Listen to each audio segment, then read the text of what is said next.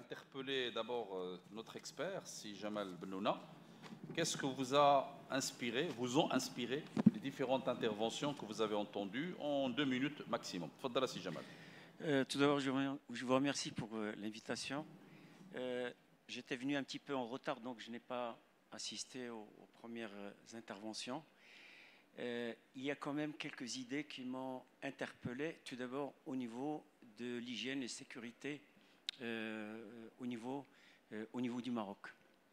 Il faut dire, c'est vrai que nous avons beaucoup de règlements, nous avons beaucoup de décrets, d'arrêtés, etc. Mais moi, je visite des chantiers. Malheureusement, le visage du Maroc n'est pas bon, il faut le dire.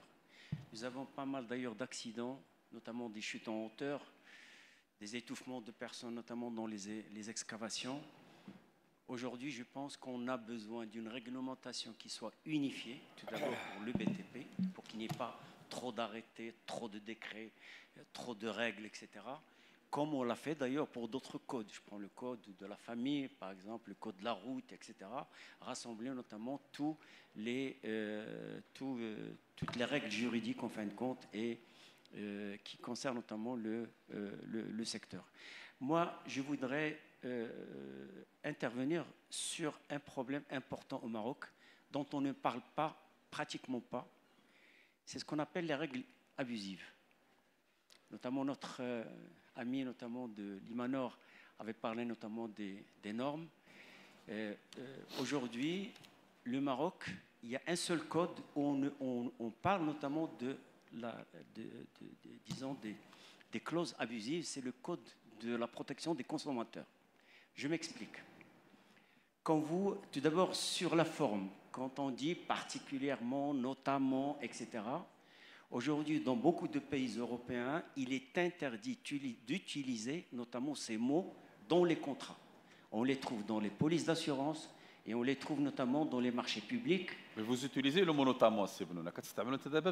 Mais moi, je ne signe pas de contrat maintenant. D'accord. Mais c'est bien noté ça, c'est parfait, hein, c'est parfait. Alors maintenant, ça c'est la forme, mais il y a le fond. C'est-à-dire quand on fait référence à des choses qui ne sont pas déterminées. Exact. On dit par exemple les lois en vigueur, la règle de l'art. Alors que maintenant, je prends le cas par exemple de la France, la Belgique, ils ont une liste des clauses abusives qu'on appelle les clauses noires.